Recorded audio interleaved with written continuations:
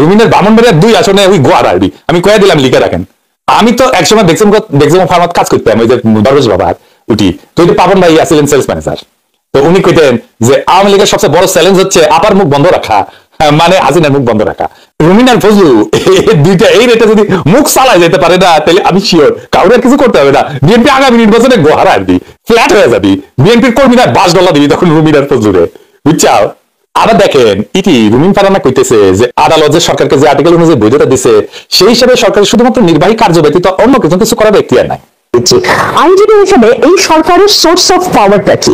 এই সরকারের source of power হচ্ছে সুপ্রিম কোর্টের একটা রেফারেন্স, যেটা article 106 of the constitution of Bangladesh অনুযায়ী নেওয়া হয়েছে। তো আর্টিকেল 106 অনুযায়ী যে রেফারেন্স সুপ্রিম কোর্ট দিয়েছে, সেখানে সুপ্রিম কোর্ট কি বলছে আমি আপনাকে একটু পড়ে শোনাই। সেখানে সুপ্রিম কোর্ট বলছে, গণপ্রজাতন্ত্রী বাংলাদেশ সংবিধানের অন্তর্বর্তীকালীন সরকার গঠনের কোনো বিধান না থাকায় উল্লেখিত প্রশ্নের বিষয়ে বাংলাদেশ সংবিধানের 106 অনুচ্ছেদ অনুযায়ী উপদেশমূলক এখতিয়ার প্রয়োগ করে বাংলাদেশ সুপ্রিম কোর্টের আপিল বিভাগ এই মতামত প্রদান করছে যে রাষ্ট্রের সাংবিধানিক শূন্যতা পূরণে জরুরি প্রয়োজনে মহামান্য রাষ্ট্রপতি রাষ্ট্রের নির্বাহী কার্য পরিচালনার নিমিত্তে অন্তর্বর্তীকালীন ব্যবস্থা হিসেবে প্রধান উপদেষ্টা এবং অন্যান্য উপদেষ্টা নিযুক্ত করতে পারিবেন। তার মানে কি দাঁড়ালো? এটা একটা অন্তর্বর্তীকালীন ব্যবস্থা, এটা একটা জরুরি সময়ের ব্যবস্থা, এবং এটি জরুরি প্রয়োজনে রাষ্ট্রের নির্বাহী কার্য অন্য নির্বাহী কার্য পরিচালনার জন্য এই সরকারটি গঠিত হয়েছে। এবং নির্বাহী কার্য বলতে আমি একজন আইনজীবীর ব্যাখ্যা আমি দেই, আমার ব্যাখ্যা, আমার ওপিনিয়ন সেটা হচ্ছে ডে টু ডে অ্যাক্টিভিটিস। সেটা কোনো কৌশলগত সিদ্ধান্ত কিংবা কোনো সেটা আনবার কোনো এখতিয়ার এই সরকারকে, অন্তত এই রেফারেন্স যেটা এই সরকারের ক্ষমতায় থাকার একমাত্র বৈধতা দানকারী রেফারেন্স, সেই অনুযায়ী কিন্তু তার এইরকম কৌশলগত সিদ্ধান্ত বা পলিসি ডিসিশন নেওয়ার মতো এখতিয়ার নাই। আবার সেটা দাবি করে ইচ্ছে করছি জানেন, আজতক চ্যানেল, ইন্ডিয়ার আজতক চ্যানেল বিজেপির চ্যানেল, উঠি যায় ওই করছে এই কথা, আবার ওই আবার মাতম করে যে কেন কওয়া হয় ভারতের দালাল। আরে বেটা, তুই ভারতের এই বিজেপির চ্যানেলে যে প্রফেসর ইউনূসের গিবত দেশ, তো খাস দালাল তো কওয়া হবে, তো খাস দালাল সিল দেওয়া লাগবি, দেন এডিটেশন দেন ম্যাডাম দেন ছাপ্পা একটা ইন্ডিয়ার খাস দালাল কইয়া আড়াটা মারেন, দুটা মারেন, দুটোই মারলাম আজকে, এরপরে আবার বেশি করে মারবেন। ওই তো একটা নিরেট মূর্খ, ওই কাছে নির্বাহী কাজ করতে পারবে, কোনো পলিসি ডিসিশন নিতে পারবে না, নির্বাহী কাজ বুঝে ওই, হ্যাঁ আবার এমপি ছিল, হাসিনার এমপি অবশ্য, হ্যাঁ আজ বুঝে দেখি ওই কোনো বুঝেছে কিনা, রাষ্ট্র বুঝে কিনা, ওই পলিটিক্স বুঝে কিনা, সরকার বুঝে কিনা, গভর্নমেন্ট বুঝে কিনা। সংবিধানের 55(2) এই অনুচ্ছেদ কইতেছে যে রাষ্ট্রের যে নির্বাহী ক্ষমতা, এটা কে প্রয়োগ করবে? কে? এটা প্রধানমন্ত্রী প্রয়োগ করবে। প্রধানমন্ত্রী মানে প্রধান উপদেষ্টা। নির্বাহী ক্ষমতাটা এই প্রধানমন্ত্রীর ক্ষমতাই নির্বাহী ক্ষমতা, এবং প্রধানমন্ত্রীর নেতৃত্বে মন্ত্রিসভা রাষ্ট্র পরিচালনার নীতি গ্রহণ করতে পারবে। এই 56(2) অনুচ্ছেদে কওয়া আছে যে the executive functions of the republic shall be carried on by the prime minister and other ministers. এখান থেকে স্পষ্ট যে পলিসি ডিসিশন সহ রাষ্ট্র পরিচালনার সমস্ত কার্যাবলী, যেমন শিক্ষানীতি বলেন, স্বাস্থ্যনীতি বলেন, কৃষি বলেন, শিল্পনীতি বলেন, নির্বাহী বিভাগের আওতায় পড়ে, মানে প্রাইম মিনিস্টার যা করে আর কি। এই রুমিন তারা না, বাজেট পলিসি ডিসিশন না, হ্যাঁ বাজেট তো করা উচিত হয় না তাহলে প্রফেসর ইউনূসের সরকারের, কি খেয়া যায় এগুলো পলিটিক্স করবে আসিছে, না বুঝে পলিটিক্স, তো আবকালে তো বুঝে না, এটা মানে যে কিছু করতে পারবি না সে এসে পলিটিক্স করে বাংলাদেশে, বুঝছাও। ও রুমিন ফারানার নেত্রী 2010 সালে যে এডুকেশন পলিসি শিক্ষানীতি করেছিল, ওটা তো নির্বাহী সিদ্ধান্ত ছিল। জাতীয় শিক্ষানীতি এটা পলিসি ডিসিশন না, এটা তো সংসদের পাশায় দেয়, কিন্তু রাষ্ট্রীয়ভাবে বাস্তবায়িত হয়েছে। হাসিনা ডিজিটাল বাংলাদেশ ভিশন, এটাও তো জাতীয় নীতি একটা, নির্বাহী বিভাগ থেকে এটা পরিকল্পনা বাস্তবায়ন হয়েছে। খালেদা যে র্যাপ করেছিল, গঠন করছে, পরিচালনা করছে, এটা কি সংসদে পাশ করে হয়েছিল? তো এটা নীতিগত সিদ্ধান্ত না, এই সিদ্ধান্ত ছিল পলিসি লেভেলে সরকারের নির্বাহী নির্দেশনার আওতায়, এটা সংসদে পাশ না হয়ে কার্যকর হয়েছিল। তুই কিছু বুঝে? হ্যাঁ কিছু বুঝে না। আবার দেখেন আরেকটা জিনিস, এখানে রুমিন ফারানা কইতেছে যে ইন্ডিয়া তাদের সব দিন কেবলমাত্র একটা রাজনৈতিক দলের ঝুড়িতেই রেখে এসেছে, সেটা খুব বিচক্ষণতার পরিচয় না, শুনে নাকি। তবে একই সঙ্গে আমি ভারতের প্রতি আহ্বান জানাবো যে বাংলাদেশের গণমানুষের কিন্তু ভারতের ব্যাপারে কিছুটা রিজার্ভেশন আছে কয়েকটি কারণে। এক হচ্ছে আমরা দেখেছি আওয়ামী লীগের সরকারের সময় Bharat put all it's eggs in one basket. Bharat একটি রাজনৈতিক দলের সঙ্গেই সম্পর্ক গড়তে বেশি আগ্রহী ছিল, রাদার বাংলাদেশের গণমানুষের সাথে বাংলাদেশের সাথে সম্পর্ক করার ব্যাপারে। এটা ভারতের কূটনৈতিক একটা, আমি জানি না ভুল বলতে হবে কিনা, বাট কূটনৈতিক ভাবে খুব বেশি বিচক্ষণতার লক্ষণ কিন্তু এটি নয়। তার মানে রুমিন ফারানার মতে ভারতের আস্থা বা ভরসার কিছু দিন বিএনপির ঝুড়িতেও রাখা উচিত ছিল, হ্যাঁ বা সামনে রাখা উচিত ছিল, তাই না? সেটা রাখে না, এটা ইন্ডিয়া ভুল করেছিল। তো এখন রাখিছে ডিম, বুঝে চাও রুমিন ফারহানা যে ইন্ডিয়ার ডিম ওটা বিএনপি জড়িত রাখিছে ইন্ডিয়া। আবার দেখেন দেশের আইন শৃঙ্খলা পরিস্থিতি নাকি খুবই খারাপ, এটা বোঝানোর জন্য রুমিন ফারহানার কারণ বাজারে কিছুদিন আগে ঘটে যাওয়া একটা চিন্তার ঘটনাকে উল্লেখ করছে। একদমই তাই, একটা দিকেও কোনো ভালো খবর নেই। আমি আপনাকে দুটো ঘটনা বলি। ঢাকার প্রাণকেন্দ্র মগবাজারে গত পরশু চাপাতি দিয়ে কুপিয়ে দুপুর 12টা-1টার দিকে চাপাতি দিয়ে কুপিয়ে একদম সিসিটিভি ফুটেজে আছে ছিনতাই করা হয়েছে। কিন্তু বাস্তবতা হইলো হাতে গোনা দু একটা ঘটনা বাদে চাঁদাবাজি, মামলা বাণিজ্য, হামলা ভাঙচুর, চুরি, ডাকাতি, মাদক ব্যবসা, অস্ত্র, ধর্ষণ সব অপকর্মের সাথে রুমিন ফারহানার দল বিএনপির নেতা কর্মীদের সংশ্লিষ্টতা সারা দেশের মানুষ জানে। নিজেই রুমিন বলছে এসব দখলবাজি তার দলের লোক করছে, আর এইসব কন্ট্রোল করতে পারতেছে না, কেন্দ্রের অভিযোগ দিয়ে লাভ হইতেছে না। শুনেন, যত দিন যাবে নানান জায়গা থেকে কিন্তু বিএনপি নেতাকর্মীদের বিরুদ্ধে প্রচুর কমপ্লেন আসছে। আমার কাছে সকাল বিকাল কমপ্লেন আসছে। বিএনপি নেতাকর্মীদেরকে মাঠ পর্যায়ে কন্ট্রোল করা যাচ্ছে না, চাঁদাবাজির সঙ্গে যুক্ত, জমি দখলের সঙ্গে যুক্ত, টেন্ডারবাজির সঙ্গে যুক্ত। আমার এলাকাতে পথধারী নেতারা কেউ মাটি ভরাট করে নদীর উপরে জমি দখল করে, আরেক উপজেলায় পথধারী নেতারা মামলা বাণিজ্য করে। তো কন্ট্রোল করা যাচ্ছে না, কেন্দ্রে খবর পাঠানো হয়েছে, কেন্দ্র কোনো অ্যাকশন নেয় নাই।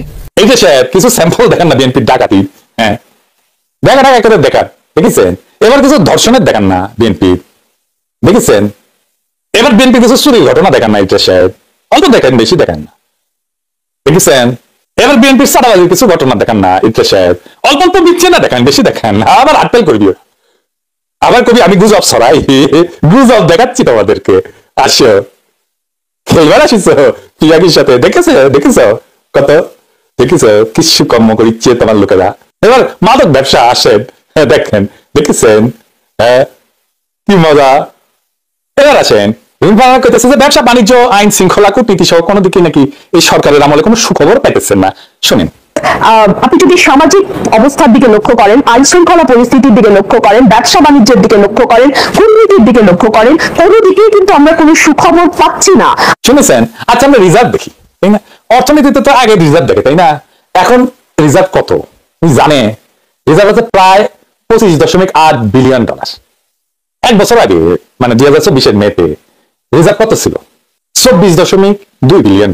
তার মানে এক বছরের ব্যবধানে 1.5 থেকে 1.6 বিলিয়ন ডলার বৃদ্ধি পাইছে। শুধু তাই না, প্রথম 10 মাসে সরকার যা ঋণ শোধ করেছে তা হাসিনার আমলের এক বছরের ঋণ পরিশোধের চাইতে 33% বেশি। গত বছরের ঋণ পরিশোধের চাইতে বেশি ঋণ পরিশোধ করে রিজার্ভ বাড়িছে, মুদ্রাস্ফীতি কমিছে, দেখিসাও বিনিয়োগ বাড়িছে প্রায় 30%, দেখিসাও ওইগুলোকে খুঁজে পায় না। খালেদা জিয়া চিকিৎসা করে ফিরে আসিছে না বিদেশে, বিএনপির মামলা গুলা খালাস হয়ে যেতেছে না, রোহিঙ্গা ফেরত না এগ্রিমেন্ট হচ্ছে না, গুতেরেস বাংলাদেশ ভিজিট করে গেছে না, আর রুমিন ফারহানার চোখে কিছুই পড়ে না। হ্যাঁ, এক নতুন বর শ্বশুর বাড়ি গেছে, ও তার বোর্ডে দেখিচ্ছে না, তো কয় সবাই দেখি কিন্তু কাউরে দেখি না। তো রুমিন সম্ভবত ইন্ডিয়ার সাথে ব্যবসা বাণিজ্য কূটনীতি এগুলো দেখতেছে না, কারণ সব ইন্ডিয়ান ডিম তো নিচ্ছে, তাই না? বিএনপি তুই তো ঠিকা নিছে, ইন্ডিয়ান ডিমের ঠিকা নিচ্ছে বিএনপি, তুই তো দেখিচ্ছে না ইন্ডিয়ার সাথে ব্যবসা বাণিজ্য কূটনীতি এগুলো তো দেখিচ্ছে না, তাই সবাই দেখিচ্ছে কিন্তু কাউরে দেখিচ্ছে না।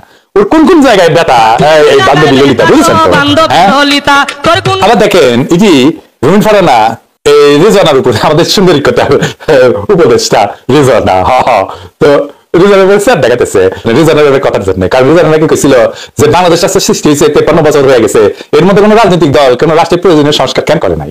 হ্যাঁ, তাই সেটিছে ওই রিজনের উপরে। পরিবেশ উপদেষ্টা উনি যদি ওনার পরিবেশ নিয়ে কাজ করেন তাহলে ভালো হয়। উনি যদি এখন সকল দিকে কথা বলে তাহলে মুশকিল হয়, কারণ প্রধান উপদেষ্টা যা বলেছেন ওটারই রিপিটেশন উনি করেছেন। এখন এর মাঝখানে তো 6 মাস, তাই না? ওনারা যদি সাকসেসফুল হতেন, 12টা সাবজেক্টে সাকসেসফুল হওয়ার দরকার নেই, 2টা সাবজেক্টেও সাকসেসফুল হতেন, রাজনৈতিক দলগুলো কিন্তু এতটা মরিয়া হতো না। ওনারা প্রত্যেকটা সেক্টর, আপনি খালি চিন্তা করে দেখেন কোন সেক্টরটা স্যাটিসফাইড, প্রতিটা সেক্টর ডিসস্যাটিসফাইড। কিন্তু বাস্তবতা হইলো গায়ে লাগুক আর নাই লাগুক, রিজনের কথা তো সত্যি কইছে, তাই না? 53 বছর বিএনপি তো একাধিকবার ক্ষমতাতে আসিছে, রাষ্ট্র মেরামতের সুযোগ তো পাইছে, তাই না?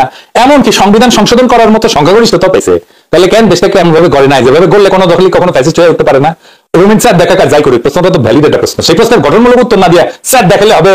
হ্যাঁ, আবার এই ভিডিওতে আরেক জায়গায় করছে যে দেশের বাইরে থেকে কিছু ব্যক্তি নাকি তাদের হীন প্রয়াসকে চরিতার্থ করতে অন্তর্বর্তী সরকারকে পৃষ্ঠপোষকতা দিচ্ছে।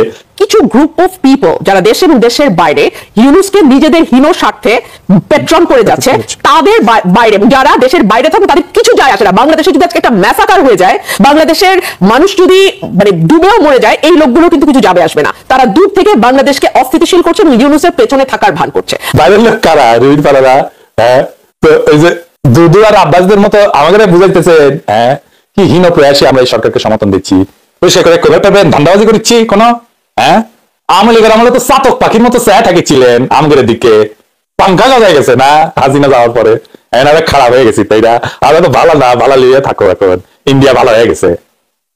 আমাদের কি হীন উদ্দেশ্য আছে? রুমিন ক লাগবি, কি হীন উদ্দেশ্য আছে? আমাদের কি প্রয়াস আর আপনাদের কি মতলব দুটোই মানুষ জানে। মানুষ জানার পরে নির্বাচনের বিরুদ্ধে দাঁড়াইছিল কলে, মানুষ জানার পরে কিন্তু কইছিল সরকার 5 বছর থাকুক, কইছিল না?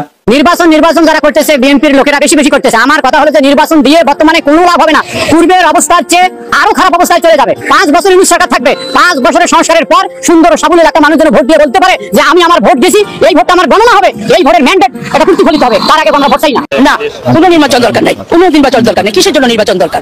নির্বাচন সরকার তো আওয়ামী লীগ ছিল, বিএনপি ছিল, জাতীয় পার্টি ছিল, কি করেছে বলেন তো? কি করেছে? কিভাবে হাহাকার, এখন তো মানুষ খাইতে পাচ্ছে, সবকিছু সুন্দরভাবে চলছে, কোনো হাহাকার নাই। চালের বাবা একটু বাড়ছে, 10 টাকা 5 টাকা বাড়ছে, এটা কোনো ব্যাপার না, এটা বাড়ছে চলে আসবে। নির্বাচন চাই না আমরা, নির্বাচন চাইলে অগল তুই লুটবো, এমন কোন বিএনপি চাইলে বিএনপি লুটবো, বিএনপি তৈরি মনে করে। এই আরো 5 বছর থাক, এই দেশের মানুষ ভালো থাক। যে সরকারি আইবো লুটপাট করবো, মানুষের গুম করবো, এই কানে নির্বাচন আরো পরে দেওয়াটাই উত্তম আমি মনে করি। এখন যে পরিস্থিতি দেশে, ঠিক আছে, আরো পরে দেওয়াটাই ভালো মনে করি আমি। দেশ এখনো মনে করেন যে শিথিলের মধ্যে আসে না, ঠিক আছে, নির্বাচন আরো 2-4-5 বছর পর হওয়াটাই আমার হিসাবে বলি ভালো। আমরাই কইছি ফেব্রুয়ারিতে নির্বাচন হইতে হবে, আমি আগে কইছি। আমাদের পাশে জনগণ দাঁড়াইছে আর আপনাকে ধুয়ে দিছে, বেশি খুশায়েন না। হ্যাঁ, তাইলে কলে একেবারে ফ্ল্যাট করিয়া দিব, একেবারে সাবধানে কথা বলা শিখেন, অন্ধকারে ঢিল মারবেন না, জবানকে হেফাজত করবেন, বেশি বাইরবেন না, আওয়াজ নিচে। রুমিন ফারহানা আসলে কোনো রাজনৈতিক আদর্শের প্রতিনিধিত্ব করে না, সে একটা প্রতীক, এক আত্মসর্বস্ব সুবিধাবাদিতার, যেখানে আদর্শ না প্লট জরুরি, যেখানে লড়াই না লাইন লাইট কাম্য টকশোয়ের।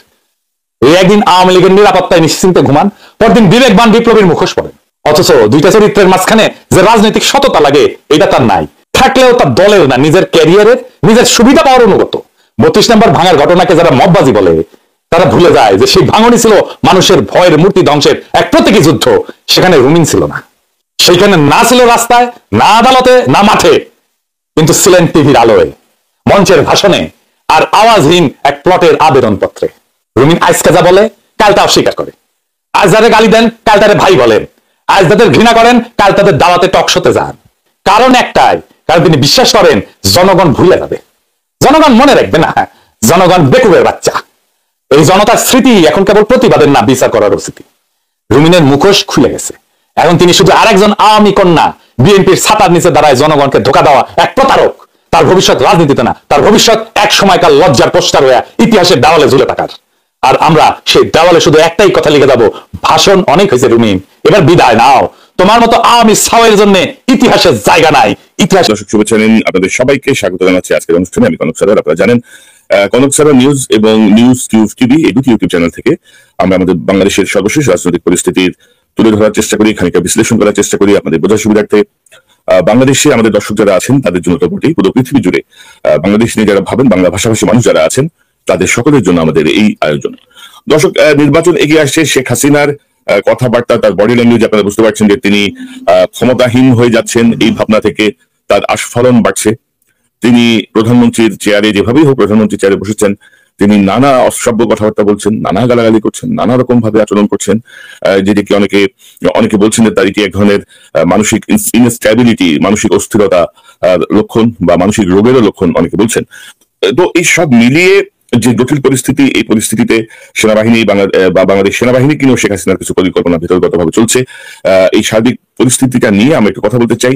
আমাদের সঙ্গে যোগ দিচ্ছেন আপনাদের অত্যন্ত প্রিয় মানুষ, প্রিয় মুখ, লেফটেন্যান্ট কর্নেল অবসরপ্রাপ্ত মোস্তাফিজুর রহমান, যিনি সেনাবাহিনীর সিকিউরিটি এজেন্সি সহ অনেক গুরুত্বপূর্ণ জায়গায় দায়িত্ব পালন করেছেন, যিনি প্যারা কমান্ডোদের একজন বস ছিলেন এবং তার অত্যন্ত সুনামের সঙ্গে তিনি তার দায়িত্ব পালন করেছেন দীর্ঘ প্রায় 28-29 বছর। তো মোস্তাফিজ ভাই, আপনাকে স্বাগত জানাচ্ছি আজকের অনুষ্ঠানে। আসসালামু আলাইকুম কনক সারার ভাই, অসংখ্য ধন্যবাদ আপনি আমাকে আবার এই অনুষ্ঠানে ডাকার জন্য। আমাদের সাথে আপনার দর্শক যারা দেখছেন সবাইকে শুভেচ্ছা, ধন্যবাদ। মোস্তাফিজ ভাই, আমি আপনার ফেসবুকে দেখছিলাম, আপনার ফেসবুকে একটা স্ট্যাটাসের নিচে আপনি লিখছিলেন যে জেনারেল আজিজ সহ 2018 সালে যারা নির্বাচনের কুশীলব ছিল, যারা সেনাবাহিনীর ইউনিফর্ম পরে সুষ্ঠু নির্বাচন করার জন্য মাঠে নেমে পরোক্ষভাবে তারা হাসিনার পাশে ছিল, মানুষের পাশে ছিল না। তো যেটি সেনাবাহিনীর জন্য একটি কলঙ্কজনক অধ্যায় আমি বলবো। সেনাবাহিনী সবসময় মানুষের পাশে ছিল, কিন্তু জেনারেল আজিজের নেতৃত্বে 18 সালের যে ন্যাক্কারজনক ঘটনা যারা ঘটিয়েছিল, শেখ হাসিনা তাদেরকে আবার সংগঠিত করার চেষ্টা করছেন। এমন একটি আভাস আপনি দিয়েছেন। এই বিষয়টি নিয়ে একটু বিস্তারিত জানতে চাই আপনার কাছে। ধন্যবাদ কনক ভাই। অ্যাকচুয়ালি এই যে আপনি ইন্ট্রোডাকশনটা শুরু করলেন যে সেনাবাহিনীর এরকম একটা কলঙ্কজনক ইয়া, আমি কিন্তু মানে এই যেহেতু এই সংস্থাটার সাথে ছিলাম, আমার বুকে কষ্ট লাগছে এবং আমি অ্যাকচুয়ালি গত 2018 ইলেকশনের পর থেকে এই কষ্টটা নিয়েই আমি বেঁচে আছি। আমি এর আগে আপনার অনুষ্ঠানে আমাকে বলেছিলাম যে আমার কাছে সবচেয়ে কষ্টদায়ক দৃশ্য ছিল যে সিভিলিয়ানরা দৌড়াচ্ছে একটা আর্মি পিকআপের পিছনে, তাদেরকে ভোট দিয়ে দেওয়া হচ্ছে না আর পিকআপটা চালিয়ে চলে গেল। এনিওয়ে ওই তখন সেটা ছিল জেনারেল আজিজ, তখন ছিলেন সেনাপ্রধান, এবং উনি কথাবার্তায় যেরকমই হোক, but he is the most cunning person ever I met. মনে করেন যে সে হয়তো লাউজি বাংলায় বা ইংলিশে কথা বলতেছে, বাট হি ইজ ইন্টেলেকচুয়ালি যে হাইয়েস্ট লেভেল। প্রথমে উনি যেটা করেছে যে নর্মালি এই ধরনের একটা জাতীয় ইলেকশনে 80 থেকে 1 লাখ ট্রুপস ডিপ্লয় হওয়ার কথা, সো উনি এটাকে স্ট্রেট ওয়ে 30,000 বিলো নিয়ে আসছেন। এবং এখানে উনি প্রেফার করেছেন, উনি অ্যাকচুয়ালি আইডেন্টিফাই করতে পারেন কাজে দিয়ে কোন কাজ হবে। উনি একটা আর্মির ভিতরে যে অনেক লোক আছে, অনেকগুলোকে উনি ইনস্টিটিউশন আদার থিংস যেগুলোতে কাজে লাগে, এই সমস্ত কাজে তিনি খুব সিলেক্টিভ অফিসার সৈনিক এদেরকে নিয়ে আসছেন। এবং আপনারা জানেন ওখানে ওনারা কিছু ক্যাশ টাকাও সরকার থেকে তারা পেয়েছেন, এদেরকে দিয়েছেন। এখন ওই ইলেকশনটা যেহেতু মোটামুটি আমরা ঘুম থেকে উঠার আগে কিছুই টের পাইনি, তারপরে বুঝলাম যে রাতের বেলা হয়ে গেছে, তার মানে কন্ট্যাক্ট ওয়াজ ভেরি স্মুথ এবং তারা নিজেরাও বুঝতে পারেনি। এবং এই কারণেই আমি প্রথমে 3-4 দিন আগে একটা নিউজ পেলাম যে এরকম ওই আমলের যারা আছে তাদেরকে আরেকজন জেনারেল সাইফ, তার নেতৃত্বে এরকম একটা গ্রুপ হচ্ছে, থিমটা সেম। এরপরে গত 2 দিন আগে আরো ডিটেলস জিনিসটা পেলাম, সেটা হচ্ছে ব্রিগেডিয়ার সেলিম মাহমুদ স্যার ছিল হচ্ছে ডিএমআই ছিল এক সময় আজিজের সময়, এবং যখন আজিজ স্যার ইয়াতে ছিল তখন বিজিবিতে ছিল, তখন ওখানকার গোয়েন্দা প্রধান ছিলেন। এবং এর আগে আমি একটা অনুষ্ঠানে বলছি যে বিএনপি নেতা যে সালাউদ্দিন, ওনাকে কিন্তু এই ব্রিগেডিয়ার সেলিম নিয়ে ওই দিনাজপুর বর্ডার দিয়ে কিন্তু বিএসএফ এর কাছে হ্যান্ড ওভার করে আসছে, উনি হয়তো এখনো ওখানে আছেন। সো এই ব্রিগেডিয়ার সেলিম মাহবুবকে এখন করা হচ্ছে সেলিম মাহবুবকে এখন করা হচ্ছে কোঅর্ডিনেটর অফ দিস থিং। এবং আইন শৃঙ্খলা বিষয়ে যে সংসদীয় একটা কমিটি আছে, ওইটার একটা উপকমিটি তৈরি করা হচ্ছে ধানমন্ডিতে, ধানমন্ডি এক্সাক্ট লোকেশনটা আমি জানি না, ধানমন্ডিতে। এবং এটার মধ্যে লিয়াজো হিসাবে অফিসার হিসেবে আছে হচ্ছে ব্রিগেডিয়ার সেলিম মাহমুদ, এবং এর সাথে ডিজিএফআই, এনএসআই আর আবার সেই ফ্রেন্ড জেনারেল জিয়া এনটিএমসি, এরা একটা কোর এলিমেন্ট হিসেবে কাজ করতেছে। এবং সেলিম স্যার যেটা করতেছে সেটা হচ্ছে এর মধ্যে যারা রিটায়ার হয়ে গেছে তাদেরকে এর সাথে লিয়াজো করাই দিচ্ছে। এবং এখন আর্মিতে মানে আরেকটা রিউমার, আমি বলবো এটা রিউমার, সেটা হচ্ছে যে general Shafiuddin sir is not in good book of Sheikh Hasina. এরকম একটা রিউমার বাজারে চালু হয়েছে, এটা নিয়ে আমরা পরবর্তীতে বিস্তারিত ডিসকাস করবো। কারণ আমার কাছে জিনিসটা হয় কি, গোয়েন্দাতে চাকরি করছি তো, যে ইনফরমেশনটা খুব সহজে চলে আসে এবং মানে যে সমস্ত নেম সোর্স যেগুলো আছে ওগুলা দিয়ে চলে আসে, তো এগুলাকে আমি সবসময় একটা সেকেন্ড থট দিই। তো এখানে বুঝাচ্ছে যে এখানে যে এমএস আছে হচ্ছে মেজর জেনারেল ফিরোজ স্যার, উনি আগে এখানে নিউ ইয়র্কে ছিলেন, এখানে ডি হিসেবে ছিলেন এখানে, উনি এমএস হিসেবে কাজ করছেন। এবং ইনফরমেশনটা এভাবে আসছে যে উনি আর জেনারেল শফিউদ্দিন স্যারের কথাটা খুব একটা শুনতেছেন না, উনি এখন এই মাহবুব স্যার, সেলিম স্যারের সাথে লিয়াজো করে এবং এই কমিটির সাথে লিয়াজো করে যারা যারা ওই আমলের সার্ভিং অফিসার ছিল এদেরকে কোঅর্ডিনেট করে এক জায়গায় একই ইয়াতে নিয়ে আসতেছেন প্ল্যাটফর্মে, যাতে ফিউচারে এই জিনিসটা হয়।